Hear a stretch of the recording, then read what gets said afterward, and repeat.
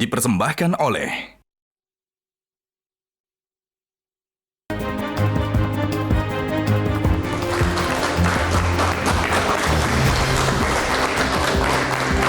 Pemirsa, Mahkamah Konstitusi telah menolak seluruh gugatan sengketa pemilihan presiden 2024. Prabowo Subianto dan Gibran Raka Buming Raka telah resmi ditetapkan sebagai presiden dan wakil presiden terpilih periode 2024-2029. Selanjutnya, Prabowo pun bergerak cepat merangkul lawan politik di Pilpres 2024 demi mewujudkan koalisi pemerintahan yang efektif dan kuat. Lantas siapa saja partai di luar koalisi akan menjadi anggota baru Koalisi Indonesia Maju? Apakah politik merangkul lawan bakal mengganggu keharmonisan partai-partai di dalam koalisi Prabowo Gibran? Inilah kontroversi selengkapnya. Prabowo Gibran mau rangkul lawan. Bersama saya, Zilvia Iskandar.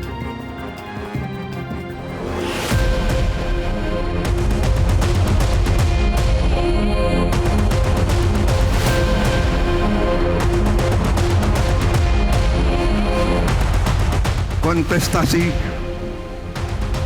di antara tiga pasangan calon telah kita lakukan. Kontestasi tajam,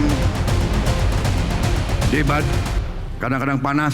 Setelah ini rakyat menuntut bahwa semua unsur pimpinan harus bekerja sama, harus kolaborasi.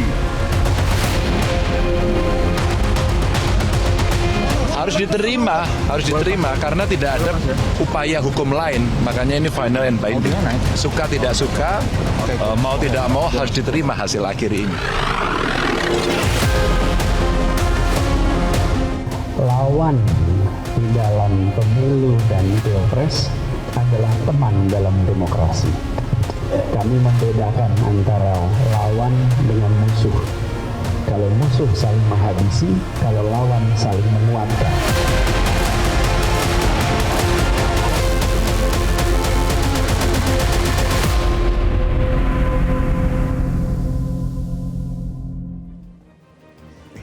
Baik, pemirsa, untuk membahasnya sudah hadir 5 narasumber di studio Metro TV. Di sebelah kanan saya ada politikus PD Perjuangan Adian Napitupulu. Selamat malam, Bang Adian. Malam. Terima kasih sudah hadir.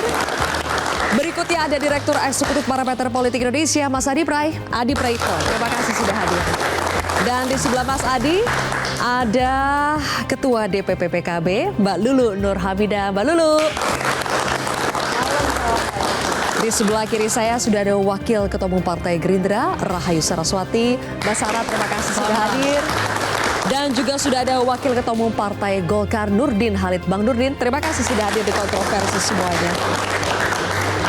Baik, Bang Adian, saya akan mulai dari Anda karena judul kita malam hari ini adalah Prabowo Gibran mau rangkul lawan. Pertanyaannya ke PDI Perjuangan, apakah bersedia untuk dirangkul? Emang kita lagi ngapain sih pakai rangkul-rangkulan? Enggak, ini bahasa yang menurut saya itu aneh. Begini loh, istilah rangkul-merangkul ini, ayo berpelukan. Itu kan kalau terjadi sesuatu yang luar biasa ya. Apakah dalam pemilu 2024 ini ada yang kalah, ada yang menang, lalu ada perubahan Undang-Undang MD3? Nggak ada seperti tahun 2014. Baik-baik saja. Apakah ketika terjadi keputusan MK ada orang yang meninggal bentrokan 2 hari 2 malam seperti tahun 2019? Juga nggak ada. Nggak ada yang meninggal tuh. 2019 itu ada 8 atau 9 orang itu meninggal saat bentrokan sekian lama saat keputusan MK. 2014 perubahan undang-undang. Komposisi kepemimpinan DPR dirubah. Nah sekarang ada nggak? Nggak ada. Aman-aman aja berarti? Lalu apa yang mau dirangkul? Aha. Gini loh, bahwa kita sebagai sama-sama anak bangsa, sebagai sama-sama warga negara Indonesia punya kepentingan bersama untuk menjaga situasi untuk tetap kondusif, baik bagi semua orang dan sebagainya. Itu kita buktikan. Nggak ada kerusuhan loh. Nggak ada bentrokan. Nggak ada orang yang ditembak seperti tahun 2019 di jalanan. Nggak ada, sama sekali nggak ada. Oke, artinya kalau kemudian sikap itu menunjukkan kedewasaan, yuk kita lihat siapa yang dewasa secara berpolitik. Siapa yang kemudian dewasa untuk berbangsa dan bernegara. Diputuskan MK, ada pihak yang kalah, ada pihak yang menang. Baik-baik saja, nggak ada bentrokan di MK. Nggak ada mobilisasi aparat sedemikian banyak sampai berhari-hari bermalam-malam. 2019 ada ratusan orang ditangkap tuh. Sekarang ada nggak ada. Terus tiba-tiba ayo kita berangkulan. Emang ngapain gitu loh? Emang ngapain? Di DPR nanti mau Gerindra, mau Golkar, mau PDI Perjuangan, mau siapapun yang kemudian masuk dalam parlemen threshold, baik-baik saja. Kita akan memutuskan tentang harga BBM, kita akan memutuskan tentang banyak hal bersama-sama. Terus kenapa tiba-tiba muncul akan merangkul seolah akan ada yang lebih baik dibandingkan yang baik itu adalah mereka yang kemudian tidak membuat kerusuhan walaupun diputuskan kalah oleh MK. Yang baik itu adalah mereka yang kemudian tidak merubah undang-undang walaupun diputuskan kalah oleh MK. Itulah yang lebih dewasa secara berpolitik, jangan dibalik dong. Jangan dibalik, dan rakyat tidak lupa 2014 bagaimana, 2019 bagaimana pihak yang kalah. Baik. Kalau berbicara soal kedewasaan politik, Bang Adian, berarti kalau misalnya nanti dari Gerindra atau Pak Prabowo membuka komunikasi politik dengan PDI Perjuangan akan disambut? Memang komunikasi politik itu harus dari Pak Prabowo gitu. Loh, saya dan teman-teman Gerindra di parlemen komunikasi. Kita ngobrol, kita ngopi bareng. Dan teman-teman Golkar, banyak teman-teman saya juga. Nggak ada problem. Yang bilang ada problem itu siapa sih? Gini. Kalau kita mau membangun bangsa ini dan baik, berhentilah kemudian untuk membangun narasi akan rusuh. Berhentilah membangun narasi, kita harus berangkulan. Kenapa? Itu kan sikap seolah-olah kita bermusuhan akut. Nggak ada. Bahwa kemudian kami sampai saat ini masih berkeyakinan pemilu itu curang dan akan mengambil langkah-langkah politik dan hukum yang memungkinkan untuk membuktikan itu, tidak berarti kemudian kita bermusuhan. Mekanisme hukum kita membuat pengadilan negeri, nggak puas bisa banding, nggak puas bisa kasasi, nggak puas bisa PK. Upaya untuk mencari keadilan bagi mereka yang merasa tidak diadilkan harus tetap dibuka ruangnya oleh negara, tanpa kemudian disimpulkan, wah lu nggak terima. Ini bukan soal terima tidak terima. Kami melihat ada potensi ketidakadilan yang terjadi dan kita akan terus berjuang secara konstitusional, secara hukum, dan tidak melibatkan rakyat untuk ngamuk-ngamuk di jalan. Baik. Clear. Kita berikan tepuk tangan dulu. Kalau Bang Nurdin mendengar pernyataan Bang Adian, ini sebuah sinyal yang positif, tidak ada permusuhan, tidak perlu rangkul-merangkul, oleh karena itu semuanya berjalan layaknya kedewasaan politik. Saya kira apa yang disampaikan kemudian itu adalah faktual. Itu fakta dalam demokrasi kita, sekalipun kita harus akui bahwa dinamika Pilpres tahun 2024 itu berbeda dengan 2019. Saya sependapat dengan dia bahwa sekarang ini aman-aman saja, tidak ada kerusuhan, tidak ada ini. Jadi tapi begini, membangun bangsa ini itu bangsa yang besar itu tidak mudah. Tidak bisa hanya dengan koalisi Indonesia Maju. Ini perlu kebersamaan karena filosofi bangsa ini, jati diri bangsa kita kan gotong royongan. Ketika pertarungan sudah selesai, kompetisi telah selesai, perdebatan tajam maupun merayu itu telah selesai, maka saatnya sekarang ini adalah tunjukkan persatuan untuk membangun bangsa dan negara. Tapi tidak harus bahwa semua harus bersama dalam satu koalisi. Suatu koalisi, tidak seperti itu juga. Oleh karena itu kalau Bung Ade mengatakan bahwa ini beraku-raku karena ada apa, memang setuju itu, tidak ada apa-apa sekarang. Itu sekarang sudah aman-aman saja. Nah sekarang apa yang dilakukan oleh Pak Prabowo adalah melaksanakan janji kampanyenya, yaitu ingin bersama dengan seluruh elit politik ketika diberi amanah rakyat. Itu yang dilakukan oleh Pak Prabowo sekarang. Melakukan komunikasi, dan di era multipartai komunikasi itu sangat penting. Ya. Kita telah memilih demokrasi pilihan tepat untuk mengelola bangsa dan negara. Sekalipun demokrasi kita belum mampu menghadirkan demokrasi yang ideal. Ya karena kita sejujurnya demokrasi kita baru 20 tahun ya. Itu dimulai 2004 Pilpres secara langsung. Amerika saja yang demokrasinya 200 tahun belum bisa menghadirkan demokrasi yang ideal, apalagi bangsa kita. Bangsa kita adalah bangsa yang dengan berbentuk kepulauan, dengan sangat plural, itu tidak mudah. Nah oleh karena itu patut kita mengacungkan jempol kepada seluruh rakyat Indonesia dengan proses demokrasi yang kita lakukan sekarang, dengan tidak ada kerusuhan, juga petugas pemilu tidak seperti 2019 banyak meninggal dan sebagainya, tidak tercipta polarisasi yang setajam ketika 2019.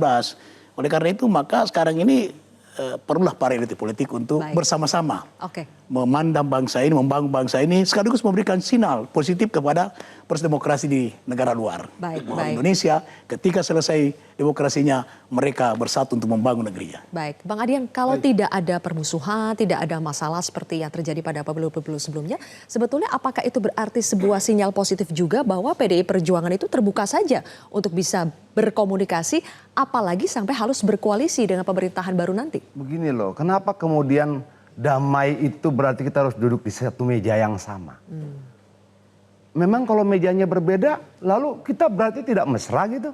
Kita tidak fine-fine saja sebagai bangsa? Enggak, ini cara berpikir yang menurut saya juga salah. Begini loh, bahwa kemudian kita akan melihat sejauh mana kedewasaan berpolitik masing-masing partai politik.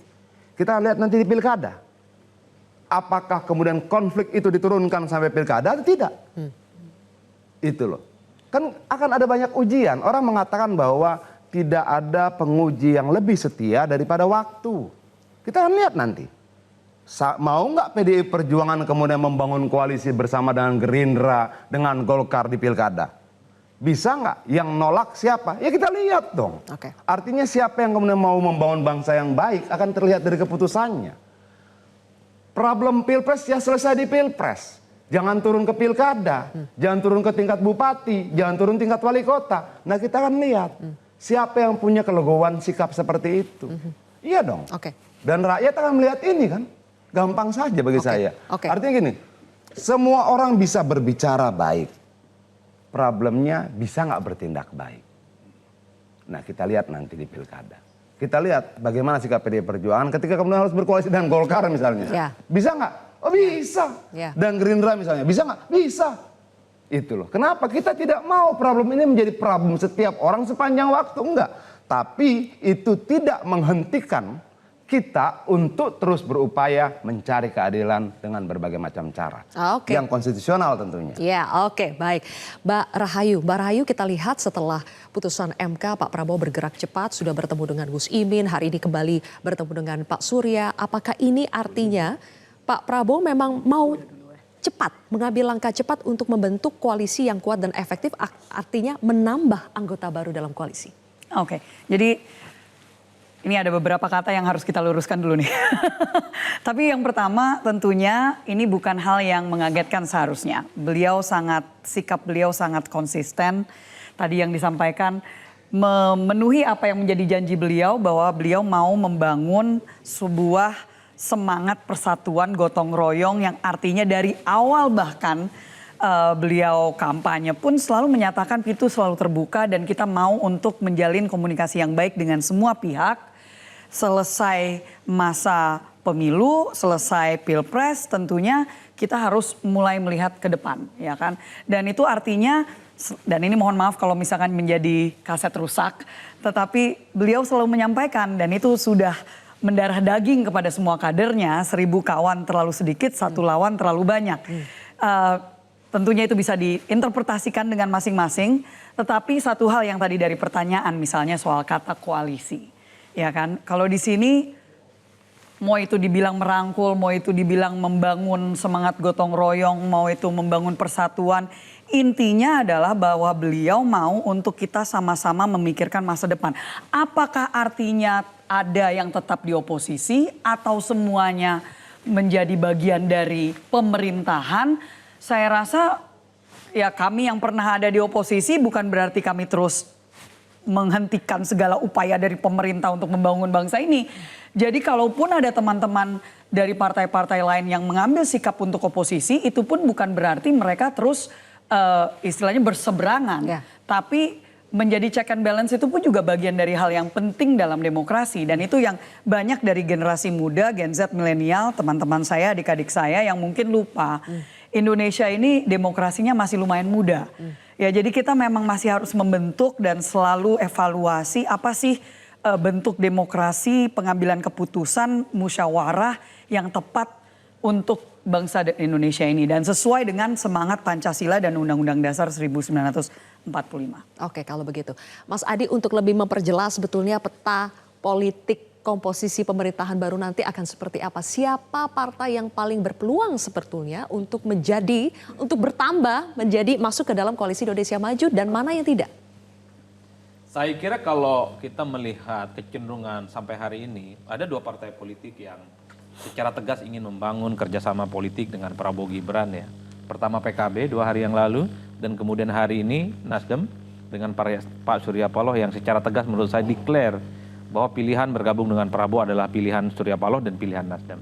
Saya kira ini menjadi angin yang kemudian bisa ditafsirkan bahwa kedua partai ini sangat mungkin nanti akan menjadi bagian dari koalisi Prabowo dan Gibran. Meski beberapa waktu yang lalu saya sebenarnya mengeluarkan fakta politik yang saya selalu mengatakan mestinya partai-partai yang kalah dalam Pilpres ini haram hukumnya bergabung dengan pemenang. Karena memang narasi yang dibangun oleh kubu 1 dan 3 ini adalah hasil Pilpres ini curang, penuh dengan intimidasi, mobilisasi bansos. Ini kok tiba-tiba iman politiknya berubah secara seketika. Ini kan menurut saya tidak elok dipandang oleh mata sebenarnya. Betapa elit ini menggunakan instrumen dan tuduhan kecurangan itu hanya sebatas pemantik isu yang kemudian itu sebagai alat untuk memobilisasi dukungan. Padahal kalau mau jujur visi misi kepentingan politiknya 1 dan 3 itu masih belum klop secara umum. 8 agenda perubahan misalnya yang diberikan oleh PKB ini kan menjadi satu sinyalmen bahwa PKB ini kan rasa-rasanya masih belum menerima betul kekalahan Pilpres di 2024. Ada nggak Mbak dalam 8 agenda itu misalnya tolak IKN misalnya, tidak mau pindah ibu kota, sesuatu yang beberapa waktu yang lalu kita dengarkan dalam perdebatannya. Tapi Silvia, satu hal, kenapa ini terjadi dalam kita? 2 hal faktornya dari segi elit ya, dulu SBY, dulu Jokowi, dan hari ini mungkin Pak Prabowo. Ada budaya politik elit yang memang ada kecenderungan bahwa politik itu sekadarnya pasca Pilpres saling berangkulan. Itu yang disebut dengan politik gotong royong. Dalam studi politik Islam ini yang disebut dengan islah politik. Ada dalam istilah politik kontemporer disebut dengan rekonsiliasi politik ya.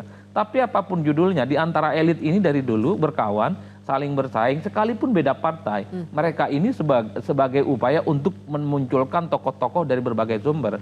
Yang kedua memang tak bisa dipungkiri dalam sistem presidensialisme multipartai ekstrim ada yang disebut dengan satu kutukan minority presiden. Jadi siapapun yang terpilih dalam Pilpres kita itu rata-rata dia menjadi presiden yang minoritas. Pilpres dia menang tapi pilegnya dia minoritas. Parlemen dia dukungannya lemah. Itu terjadi pada SBY periode pertama, itu terjadi pada Jokowi periode yang pertama, dan ini terjadi Prabowo. Gabungan 4 partai politik, Golkar, Gerindra, Demokrat, dan PAN, ini hanya 42%. Ini tentu tidak kondusif, khawatir kepentingan politik di masa yang akan datang 5 tahun soal visi misi dan kebijakannya, itu akan mendapatkan resistensi dan perlawanan dari parlemen. Inilah yang kemudian membuat ada istilah rangkulan, kerjasama yang kemudian dilakukan oleh Prabowo Subianto.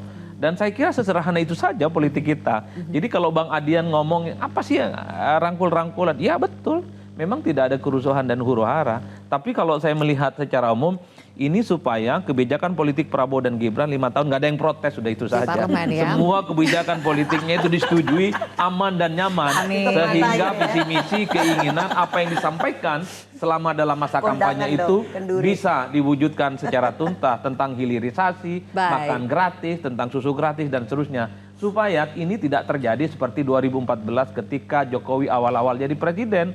Hampir setahun setengah lamanya. Semua kebijakan politik dari Jokowi itu ditolak. Bahkan Undang-Undang MD3 itu direvisi. PDIP yang mestinya jadi ketua DPR saat itu karena pemenang pileg, itu kemudian diambil alih oleh Golkar. Betul nggak Bang? Betul kan? Inilah yang kemudian saya khawatir. Kenapa kemudian pertemuan antara elit itu terjadi? Jangan-jangan memang kerjasamanya bukan hanya di eksekutif, bukan soal menteri.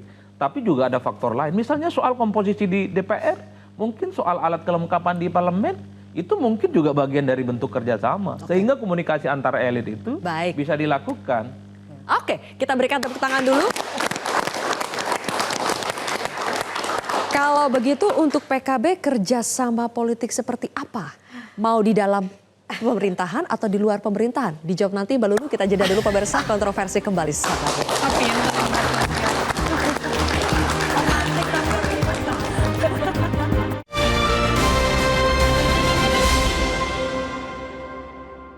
Dipersembahkan oleh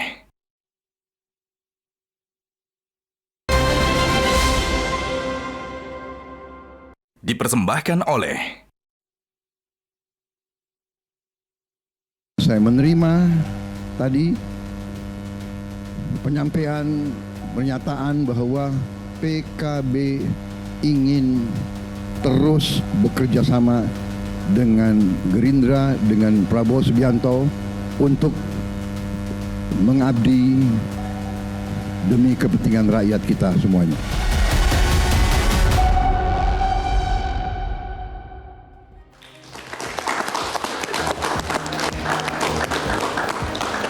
Mbak Lulu, pernyataan Pak Prabowo tadi, PKB ingin terus bekerja sama dengan Prabowo, dengan Gerindra. Kerjasama di sini nih kayak gimana maksudnya? Ya, kalau kita mau cermatin ya pidato Ketua Umum pasca putusan MK, saya kira jelas ya statementnya. Bahwa ada kekuatan yang luar biasa sebenarnya yang melemahkan demokrasi. Dan itu menjadi kepentingan kita bersama untuk menjaga jangan sampai pelemahan ini terus-menerus terjadi dan terjadi gitu. Dan yang kedua adalah bagaimana kita memiliki komitmen untuk menjaga semangat reformasi agar tidak tergerus. Yang pelan-pelan memang gerusannya itu semakin hari itu semakin terasa sebenarnya. Dan itu yang kemudian diingatkan oleh Caimin, terlepas bahwa kemudian tentu kita terima putusan MK, tetapi kan kemudian catatan-catatan kita, potongan-potongan proses yang ini merupakan refleksi yang sangat serius itu juga perlu untuk tetap kemudian kita ingatkan. Nah, kerjasama ini menjadi strategis dalam konteks apakah kemudian Pak Prabowo sebagai presiden yang sudah ditetapkan itu benar-benar melihat ada persoalan yang serius yang terkait dengan pelemahan demokrasi itu gitu. Nah, ketika beliau memiliki kekuasaan dan juga kesempatan untuk bisa menjaga demokrasi kita agar menjadi lebih kuat, saya kira disitulah konteks kita ingin membangun kerjasama itu gitu ya. Dan itu nggak bisa kemudian disimpulkan apakah kemudian PKB akan di luar atau di dalam. Ini kan sama aja seperti tadi dibilang sama Mas Adian. Kita ini terlalu cepat untuk membuat kesimpulan tapi kemudian melupakan satu persoalan yang substantif yang sebenarnya ini menjadi persoalan bersama. Dan saya kira sampai sekarang yang namanya PKB dengan Gerindra masih berada di koalisi yang sama di pemerintahan Pak Jokowi. Dan kita juga punya agenda-agenda politik yang sangat besar di hari-hari yang akan datang. Misalnya Pilkada itu ada 271. Dan di beberapa daerah bahkan sebelum proses Pilpres ini selesai itu beberapa pihak sudah ketemu konteks bagaimana kita bisa menyelamatkan Pilkada ini dan kemudian calon-calon yang kemudian akan diusung bersama. Tetapi yang perlu kita garis bawahin, kita ini punya kesepakatan sebenarnya Mbak. Bahwa apapun peran dan posisi yang dimainkan oleh partai politik, katakanlah seperti PKB. Baik itu misalnya di luar, kita duluan di luarnya dulu nih. Atau kemudian itu di dalam, tidak berarti kemudian kita menghilangkan satu komitmen yang paling penting. Indonesia harus lebih kuat, demokrasi kita harus menjadi jauh lebih matang. Maka kita perlu mengenalkan ya, jadi kan kita nggak perlu nih sama kayak buku-buku di ilmu politik yang kiblat kita kaitannya dengan oposisi itu seperti misalnya di barat gitu. Karena Indonesia punya model yang khusus. Koalisi kritis itu kan sangat mungkin terjadi. Atau kemudian oposisi tapi yang sangat konstruktif. Artinya kalau ada kebijakan pemerintah yang bagus ya pasti kita dukung. PKB jadi akan pilih yang mana? Siapa? PKB. PKB saya kira akan mengambil posisi apa yang terbaik untuk rakyat Indonesia. Yaitu? Bukan yaitunya. Saat ini apa dong yang terbaik buat rakyat Indonesia? Kita masih ada di bawah pemerintahnya Pak Jokowi sampai Oktober. Jadi saya kira tunggulah itu tanggal 20 Oktober nanti itu masih seperti kejauhan, apa. Mbak, maksudnya kejauhan. Iya, ini justru kejauhan. Jadi belum. Iya, jadi karena masih jauh, terus kemudian kita juga punya mekanisme untuk mengambil keputusan. Ini enggak. Kalau di PKB itu nggak bisa dilepaskan dengan cara berpikirnya PKB yang memang nggak bisa dilepaskan dari orang-orang pesantren. Pasti semuanya akan diutur. Karena kan banyak seberapa yang besar manfaat kalau misalkan berada di dalam pemerintahan, tetapi juga sebaliknya ya kan seberapa kecil misalnya madorot itu kalau kemudian itu ditinggalkan. Nah, saya kira model-model mekanisme pengambilan keputusan itu yang pasti akan dilakukan PKB dan hari ini di PKB itu sangat dinamis, Pak. Antara yang kemudian memberikan dukungan untuk berada di pemerintahan karena ini juga sesuai dengan pesan kaidah fikih yang dianut dan yang kemudian mengambil pilihan kenapa PKB tidak belajar untuk berada di luar. Kalaupun toh misalkan kayak Mas Adi dan teman-teman bilang secara genetik itu kita nggak pernah punya pengalaman di luar pemerintahan. Tetapi tidak punya pengalaman tidak berarti tidak bisa. Iya. Nah itu ya kan. Jadi saya kira Menunggu bulan Oktober ini kan sesuatu Menunggu yang hilang. baik. Oke, singkat Mas Adi, kenapa sih masih agak malu-malu gitu sebenarnya untuk menjawab ya atau tidak? Terlampau diplomatis sudah mau kok. Enggak. Beda. Belum tentu saya bilang. Jadi jangan terkecoh. Kan ini, kayak Pak Prabowo misalkan datang, kita ini punya ajaran ya, mau tamu siapapun pasti akan disambut dengan sangat baik.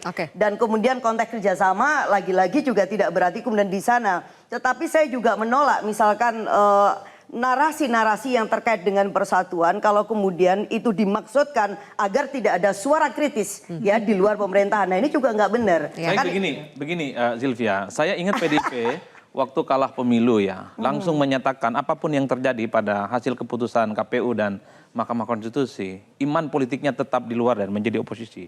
Jelas, tidak nunggu MK, tidak nunggu bulan Oktober dan seterusnya.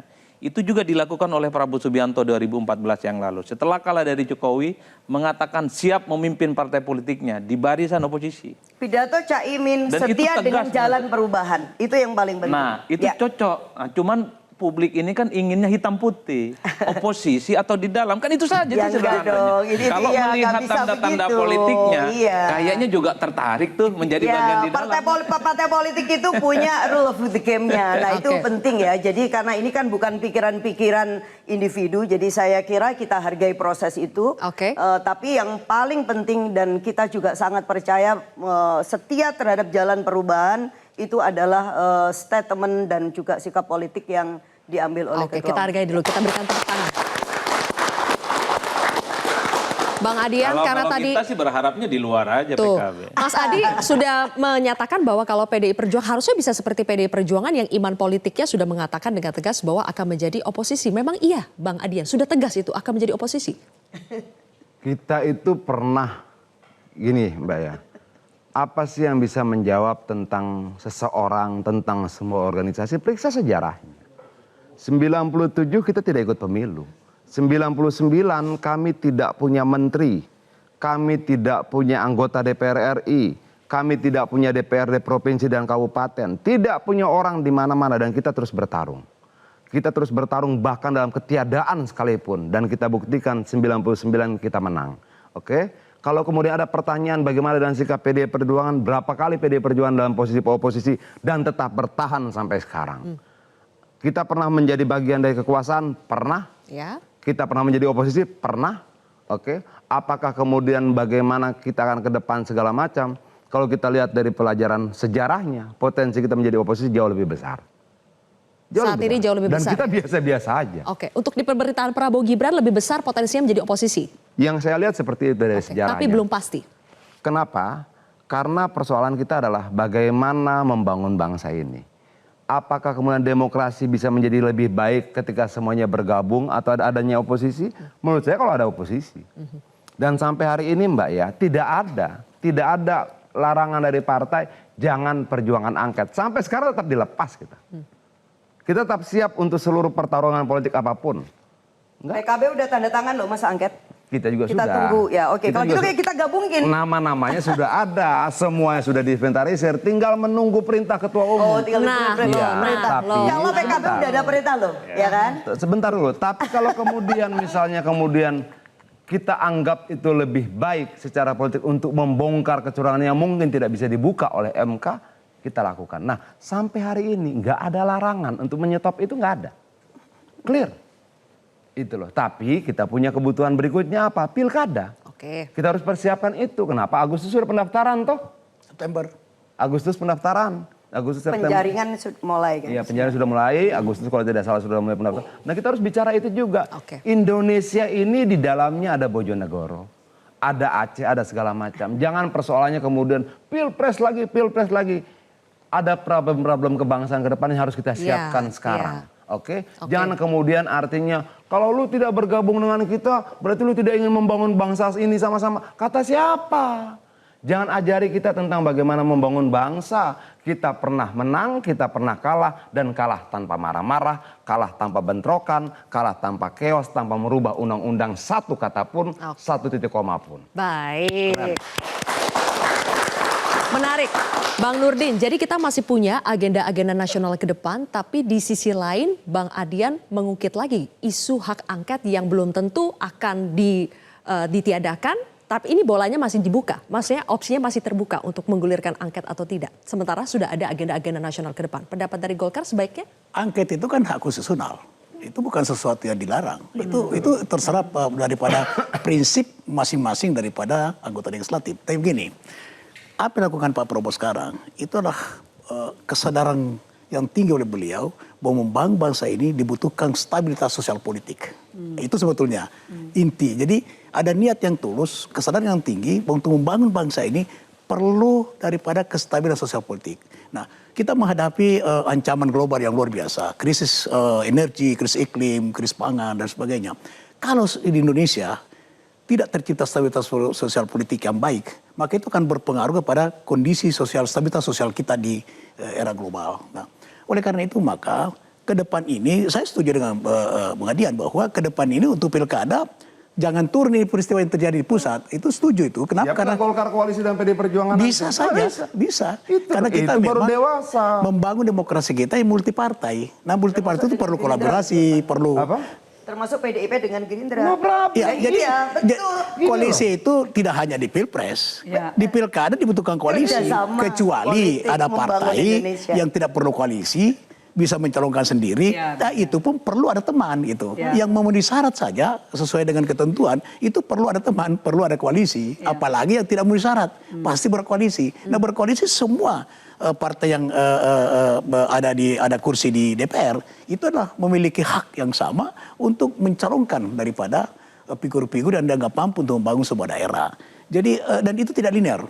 Peristiwa di pusat, koalisi di pusat itu tidak linear dengan koalisi daerah. Itu kondisi daerah berbeda sekali dengan kondisi nasional. Jadi jangan kita melihat bahwa di pusat ada perbedaan dengan koalisi, kemudian itu akan turun ke bawah. Gini, karena banyak rumor di bawah katanya ada upaya untuk tidak berkoalisi dengan PD Perjuangan seperti di pilkada gitu. Kita lihat nanti. Waktu akan menjadi penguji yang paling setia terhadap kita masing-masing. Kita lihat nanti siapa yang kemudian membesarkan problem ini dan siapa yang kemudian siap membangun bangsa ini. Akan terlihat dari pilkada. Akan terlihat dari pilkada. Itu akan sangat telanjang, kita akan sangat lihat dengan sederhana. Kalau melihat langkah-langkah Pak Prabowo sekarang, itu adalah mengedepankan stabilitas. Oleh karena itu apa yang dikhawatirkan bahwa nanti akan turun ini peristiwa nasional ke bawah, itu menurut saya tidak akan terjadi. Oke. Apakah stabilitas masih akan tetap terjaga ketika kita sudah berbicara lebih jauh soal power sharing? Sebenarnya nggak juga gitu. Soal kursi-kursian. Nanti kita akan bahas lebih jauh ya, Bang Adian dan Mbak Sarah. Sesaat lagi pemirsa.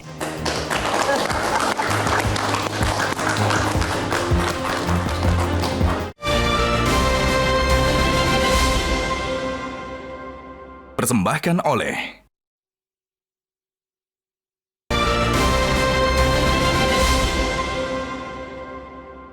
dipersembahkan oleh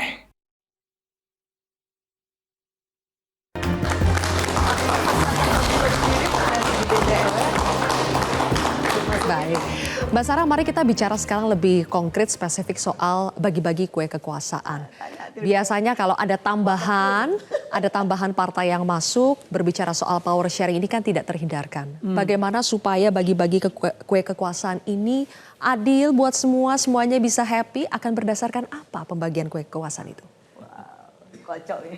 Ini kok kenapa ya? Tadi saya udah kepikiran nih pasti ada kata-kata kue kekuasaan gitu loh. Seolah-olah ini adalah satu pie yang harus dibagi-bagi gitu.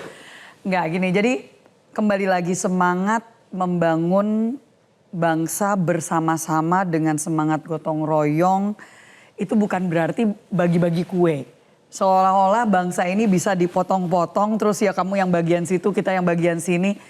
Nggak seperti itu juga. Ini bangsa yang luas sekali, jumlah BUMN banyak sekali, kementeriannya juga bisa berubah juga, jumlahnya dari periode ke periode bisa berubah juga. Jadi itu terlalu sederhana kali ya kalau dibilang kue kekuasaan gitu. Tapi kalau misalkan dengan semangat ini bukan berarti terus ya mungkin saya coba simplify, menyederhanakan. Pak Prabowo kembali lagi mau membangun bangsa ini bersama. Bentuknya seperti apa akan dibicarakan bersama-sama. Beliau tuh tidak pernah, dan terakhir saya juga di sini juga saya sampaikan hal yang sama. Apapun keputusan beliau tidak pernah mengambil keputusan itu tanpa dibicarakan dengan semua orang yang beliau percayakan sebagai yang memberikan masukan. Apakah itu ketua-ketua umum yang ada di dalam koalisi maupun saya yakin bahkan yang di luar dari koalisi. Itu tetap akan diajak bicara. Kenapa? Itu stylenya beliau, itu karakternya beliau. Karena beliau mau dapat masukan kalau kami melakukan seperti ini, kekurangannya apa atau kritikannya apa supaya kita juga bisa tahu itu stylenya beliau. Nah, apakah nanti akan ada porsinya? Itu saya lihat lebih kepada pendelegasian. Supaya karena tidak mungkin semuanya dilakukan hanya oleh seorang Prabowo dan seorang Gibran. Tapi harus dilakukan bersama-sama sebagai kita semua. Bahkan kita sebagai kader-kader partai politik. Kita yang ada di DPR pun istilahnya kita semua punya porsi kita masing-masing. Kita ada tanggung jawab kita untuk melakukan bagian kita sebaik mungkin. Oke, katakanlah bahasanya adalah pendelegasian atau porsinya itu akan diukur berdasarkan apa? Kualitas, siapa yang paling berjasakah, siapa yang paling besar kursi di DPRK atau apa ukurannya, Mbak Sarah? Semuanya akan dipertimbangkan, tidak mungkin tidak, semuanya pasti ada. Dan itu kenapa penting untuk menjalin komunikasi dengan semua orang. Mau itu kembali lagi di dalam maupun juga di luar. Pak Prabowo dari dulu selalu mengangkat dan mengapresiasi mereka yang sudah berjuang. Apalagi bersama dengan beliau dari jauh-jauh hari. Apalagi dengan kader-kader beliau yang sudah berjuang dan itu hal yang sangat bisa diterima oleh semua orang saya yakin. Karena ya yang sudah berjuang sama beliau masa tidak diapresiasi. Tetapi kita di Gerindra sudah dididik dengan keras oleh beliau bahwa kita sebagai partai yang punya kuasa sekecil atau sebesar apapun, kita adalah pejuang politik yang artinya apa?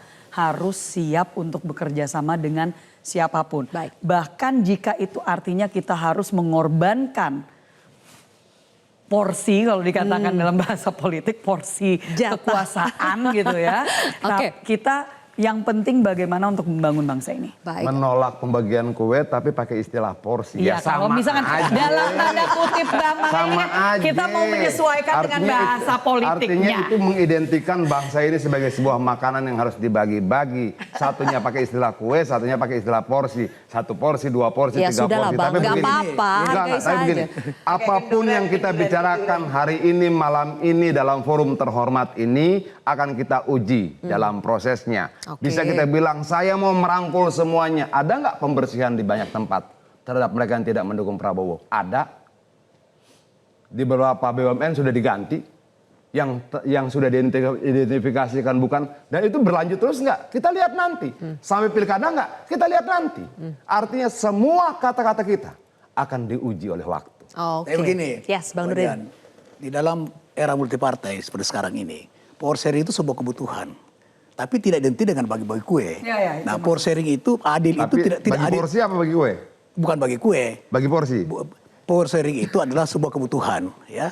Apapun istilahnya. Terjemahnya sih bagi baik waktu PDP juga waktu berkuasa juga power sharing ada. Itu kejadian juga. Oh, nggak ada yang membantah power sharing, Bang? Iya, makanya. Saya cuma meralat tadi dia membantah istilah kue. Ini. Tapi pakai istilah lain, porsi. Lebih gede dari kue. Dilanjutkan dulu Bang Nurdin. Sekarang power sharing ini penting. Kenapa? Tadi itu. Stabilitas sosial politik itu sangat penting dalam bangsa yang besar begini nih ya. Nah oleh karena itu maka power sharing itu juga tidak harus berdasarkan sesuatu berdasarkan yang adil gitu. Adil itu tidak berarti harus merata. Bahwa semua partai koalisi Indonesia maju yang dulu memenangkan Pak Prabowo, kemudian ada yang baru misalnya PKB baru masuk, Nasdem baru masuk, kemudian harus merata. Mana, Bang? Mohon maaf. Andaikan masuk ini.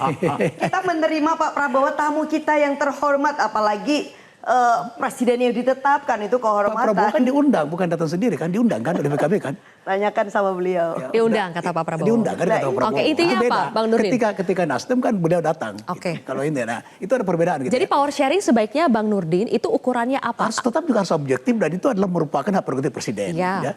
Tetap harus memandang dari sisi profesionalisme, itu kemudian kebutuhan bangsa ini. Ada soal tidak siapa yang duluan masuk, siapa yang belakangan masuk lebih kecil, yang sudah berjuang duluan itu harus lebih banyak.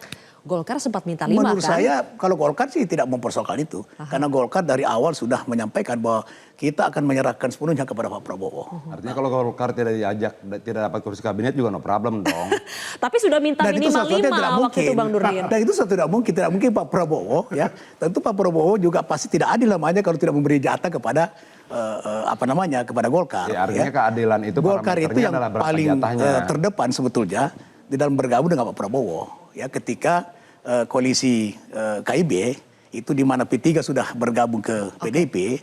Nah, itu berarti bahwa sesuatu yang sangat tidak rasional dan tidak faktual ya, dan irasional ketika Pak Prabowo kemudian tidak memberikan. Jadi itu juga bahwa dia tidak dapat Tapi Bang Nurdin, ya. ketika misalnya ada tambahan partai baru yang bergabung dalam koalisi Indonesia Maju, apakah Golkar tidak khawatir itu akan mengurangi power sharing, kursi, porsi yang akan sama sekali didapatkan oleh Golkar? tidak khawatir dengan Kan itu. Golkar sebelumnya sudah pernah minta minimal 5 menteri, Bang Tidak Nurdin. pernah minta. Golkar Disebutkan oleh hanya Pak Erlangga, menyampaikan. ekspektasi harapan. Tidak. Kalau diminta itu berarti sudah menyampaikan ke Pak Prabowo. Ketika berkeinginan lah, bukan permintaan. Ya, kalau harapan betul. Iya, harapan betul. ekspektasi Sekarang harapan. gini, ketika Golkar ya melakukan syukuran itu setelah Badan Pemenangan Pemilu menyampaikan hasil evaluasi bahwa ternyata 80% pemilih Golkar itu memilih Pak Prabowo. Nah, ketika itulah kemudian Ketua Umum untuk memberi motivasi juang kepada seluruh kader yang telah bekerja, maka kita bukan mengharapkan, adalah sewajarnya Golkar itu mendapatkan jatah 5 menteri. Nah. Kalau saya bukan 5 menteri, kalau minta 7. 7 kalau saya. Kalau minta ya. Nah, jadi beda minta dengan harapan. Beda kalau Bang Adi kan di tempatnya juga sudah saya katakan kan. Nah ini dia. Apakah permintaan harapan ini, Mas Adi, ini justru yang bisa berpotensi memicu instabilitas politik nantinya ketika ini baru mau membangun koalisi yang kuat dan efektif, kata Sekjen Gerindra Ahmad Muzani, apakah justru nanti berbicara soal power sharing ini yang akan bikin runyam? Boleh dijawab nanti Mas Adi, kita harus jeda terlebih dahulu pemirsa, kontroversi akan kembali sesaat lagi.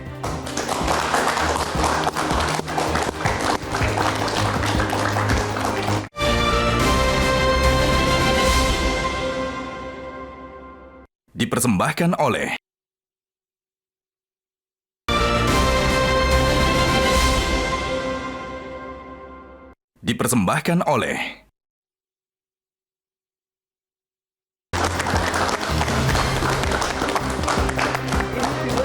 Baik, Mas Adi, merangkul itu kan satu episode. Episode kedua kita akan berbicara soal power sharing. Nah, apakah justru ketika berbicara soal power sharing, riak-riak itulah yang mulai akan timbul di dalam koalisi Indonesia Maju? Kalau melihat kecenderungan hari ini, riak-riak itu muncul. Jadi ketika ada isu kaitannya dengan PKB dan Nasdem berkoalisi dengan Prabowo, AHY kan speak up.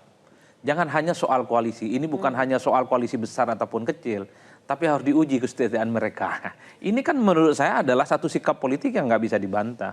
Ada perasaan tidak nyaman sebenarnya di partai. Ya, insecure, nggak nyaman ketika ada partai lain di luar koalisi Prabowo Gibran menjadi bagian di dalam. Tentu ini kan akan mengurangi keistimewaan 4 partai ini sebagai partai pengusung utama. Apapun judulnya, Pak Prabowo nanti akan berbagi perhatian, akan berbagi kue, akan berbagi porsi. Ini yang sepertinya akan membuat kenapa AHY itu statement. Saya agak kaget. Kenapa AHY yang statement? Mestinya Golkar yang statement itu. Mengingat Golkar itu suara pileknya di internal 02 paling tinggi. PAN juga tidak bereaksi. Dua partai ini sejak awal adalah dua partai politik yang mengusung Prabowo dan Gibran. Justru Demokrat yang bergabung di akhir dan kemudian merasa terganggu sepertinya ketika ada isu PKB dan Nasdem bergabung. Ini yang saya kira memang secara alamiah memang sebenarnya tidak happy kalau ada kawan baru sebenarnya yang saling berhadapan-hadapan harus menjadi bagian dari koalisi itu. Apalagi memang Partai Demokrat ini harus diakui head to head sepanjang kampanye Pilpres dengan PKB, dengan Nasdem, dengan PKS. Mengingat Demokrat ini kan gagal mendampingi Anies Baswedan. Jadi luka politiknya tuh nggak hilang betul. Makanya kalau ada dari kubu nomor 1 mau jadi bagian dari koalisinya Prabowo, saya kira memang kelihatan sekali tidak happy. Jadi bakal ada resistensi, tidak happy tapi mungkin ada resistensi tidak? Tapi kan at the end of the day-nya kita tahu yang bisa memutuskan harus merangkul siapa kan Prabowo Subianto. Bukan yang lain, bukan Demokrat, bukan PAN, bukan Golkar, termasuk wakil presiden nggak punya hak juga. Yang punya hak adalah Prabowo Subianto. Oleh karena itu, Zilvia, satu hal, sepertinya saya tiap hari itu harus memantengin statement-statement politik elit-elit yang akan terjadi di kemudian hari. Kenapa, Mas? Per hari ini, saya masih meyakini Nasdem dan PKB itu akan bergabung dengan Prabowo Subianto. Tapi kalau kemudian mendengar pernyataannya Malulu, belum tentu itu. Belum tentu. Ini adalah bagian dari kerjasama konstruktif, sangat ilmiah betul. Kalau diskusi di kelas saya oke, nggak ada persoalan. Footnote-nya banyak, referensinya jelas. Tapi kan kita tahu bahwa yang disebut dengan koalisi konstruktif dari dulu itu ya koalisi dapat menteri, nggak ada rumus lain.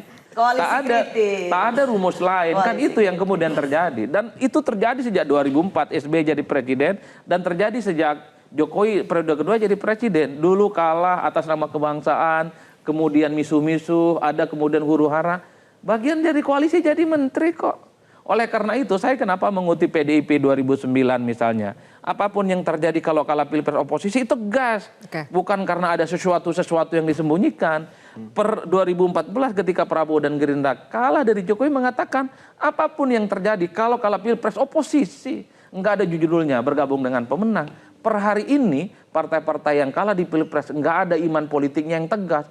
Koalisi konstruktif lah, rekonsiliasi, kerjasama kebangsaan. Udah panjang ceritanya, bilang aja tertarik juga bergabung. Kan tergantung proposalnya diterima atau tidak. Kan itu aja judulnya. Enggak lah, ini simplifikasi ini. Saya tahu ini provokasi sebenarnya. Saya catat loh ya. Ya ini dicatat, iya betul. Tetapi ini satu hal bahwa betapa kemudian proses-proses pelembagaan demokrasi di partai politik juga jalan, Bung. Gitu loh, sehingga pikiran-pikiran yang beragam, katakanlah di PKB lah, itu semuanya juga terfasilitasin. Jadi obrolan seperti ini adalah obrolan hari-hari kita, bahkan itu juga di hadapan Ketua Umum kita, Cak Imin. Jadi beliau setiap hari juga menerima yang mungkin tadi menjelaskan kita tidak punya pengalaman berada di luar pemerintahan, tetapi itu kan faktual. Gitu. Kita bilang itu realitasnya. Tetapi kan kemudian tidak berarti banyak juga yang mengatakan tidak berarti tidak punya pengalaman kemudian PKB tidak akan survive kalau kemudian mengambil jalan itu gitu loh. Kemarin itu saya tanya sama Sekjen tentang hal ini. Sekjen mana nih? Sekjen PDI Perjuangan. Ya. Lalu dia jawab begini. Yang terpenting bagi kita adalah bagaimana memikirkan nasib rakyat karena tanggal 1 Mei listrik naik. Bulan Juni BBM dan gas naik. Itu lebih penting daripada kita berbicara tentang bagi posisi sini, bagi posisi sana segala macam. Seolah-olah rakyat itu nggak ada harganya buat kita. Yang berharga itu apa? Ya bagi-baginya. Nggak bisa. Tanggal 1 Mei listrik sudah mulai naik kok. Dan apa dampaknya terhadap harga barang? Pasti naik. Bulan Juni tidak bisa ditahan, BBM pasti naik, gas pasti naik. Apa dampaknya pada rakyat? Harga-harga akan lebih tinggi lagi. HET beras belum turun. HET beras belum turun, HET gula sudah naik. Ya. Nah ini problem lebih besar. Yang kita bicara itu bagi-bagi di antara partai, di antara pengambil keputusan politik. Tapi rakyat kita kasih apa? Harga-harga yang naik, listrik yang naik dan sebagainya. Nah ketika saya tanya soal kemungkinan koalisi, Sekjen tegas katakan pikirkan rakyat. Clear? Sudah clear belum itu Mas Adi? Ya belum clear sih menurut saya. Karena kalau melihat kecenderungan kawan-kawan PDIP ini kan dua mazhab ya. Kalau mazhabnya Bang Adian ini kan Korea bagian utara. Agak agresif dan selalu memang memberikan satu potret politik bahwa negara kita saat ini tidak baik-baik saja. Pemilu ini kan penuh dengan kecurangan dan seterusnya. Tapi kan ada Korea bagiannya selatan, kubunya Mbak Puan yang kelihatan sangat akomodatif. Bahkan didelegasikan untuk membangun jembatan komunikasi pengertian. Inilah yang kemudian menurut saya sebelum ada keputusan akhir dari kawan-kawan PDIP, terutama Megawati Soekarno Putri, sepanjang itu juga sikap politik PDIP mungkin akan di luar dan mungkin juga akan di dalam. Konon di bulan Mei ini akan ada rakernas untuk menentukan sikap politiknya apakah akan di luar atau di dalam. Oke, tapi kalau melihat suasana batinnya memang lebih cocok di luar. Atas nama kita dong. Kalau dibilang begini, kalau dibilang bahwa ada perbedaan-perbedaan kita partai politik, namanya PDI Perjuangan, beda-beda biasa-biasa saja. Saya tadi bilang sama Bang Nurdin, di PD Perjuangan itu ada yang sumbunya panjang, ada yang sumbunya pendek, ada yang nggak pakai sumbu. Tapi kalau Ketua Umum bilang jangan. Baik. Maju, kita terpimpin. Oke, kita berikan tepuk tangan dulu. Terima kasih Bapak Ibu sekalian, sayang sekali waktu kita sudah habis, tapi saya yakin masih banyak.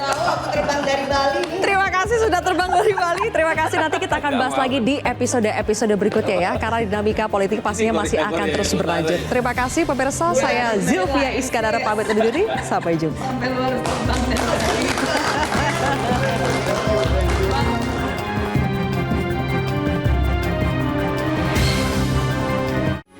Metro TV